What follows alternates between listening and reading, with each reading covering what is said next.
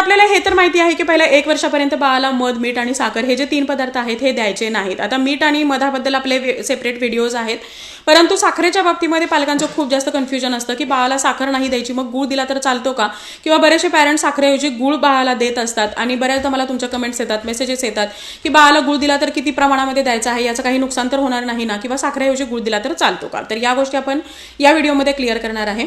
लक्षात घ्या, मी नेहमी हे सांगते की सुरुवातीला अगदी बाळाला जसा तुम्ही वरचा आहार सुरू करता तर त्यानंतर ज्या ज्या पदार्थांच्या ओरिजिनल टेस्ट आहेत तर त्याच टेस्टमध्ये बाळाला ते इंट्रोड्यूस करा, जेणेकरून बाळाला हे जे काही एक्स्ट्रा मीठ किंवा साखर याची सवय लागणार नाही, एखाद्या पर्टिक्युलर चवीला बाळ हा फॅमिलियर राहणार नाही किंवा चिकटून राहणार नाही. वेगवेगळे पदार्थ बाळ हा ऍक्सेप्ट करायला सुद्धा मदत होईल. जनरली लहान बाळांना गोड पदार्थ आवडतात, बाळ हा आवडीने खातो किंवा बाळ पोटभर खातो, म्हणून पालक हे गूळ किंवा साखर त्यामध्ये ऍड करत असतात. परंतु जर तुम्ही बाळाला सुरुवातीपासूनच कमी गोड पदार्थ देत असाल तर जे काही हलकी गोड फळं आहेत किंवा खजूरचं सिरप आहे, खजूर आहे, ड्रायफ्रूट पावडर आहे, खारीक पावडर आहे, यामुळे पदार्थाला जेवढा गोडवा येतो तेवढा बाळासाठी तो पुरेसा असतो. शिवाय बाळासाठी हे पौष्टिक सुद्धा ठरतं. पण जर तुम्ही साखर देत नाही किंवा साखर बाळाला द्यायचं नाही म्हणून जर गूळ ऍड करत असाल तर तुम्ही खूप काही वेगळं करत नाही.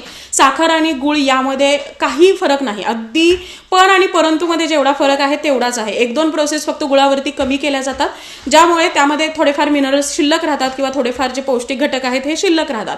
परंतु साखर आणि गूळ यामध्ये खूप मोठा असा डिफरन्स नाही. त्यामुळे मिनिमम 1 वर्षापर्यंत आणि मॅक्झिमम 2 वर्षापर्यंत तुम्हाला गूळ आणि साखर हे बाळाला देणं हे अवॉइड करायचं आहे. जर बाळाला ऑलरेडी सवय लागली असेल, तुम्हाला गूळ द्यायचाच असेल तर त्यावेळी साखरेऐवजी तुम्ही गूळ हा हलकासा प्रिफर करू शकता, परंतु त्याची क्वांटिटी तुम्हाला अतिशय कमी ठेवायची आहे. शिवाय रेग्युलर बेसिसवरती बाळाच्या आहारामध्ये तुम्हाला गूळ हा ऍड करायचा नाही.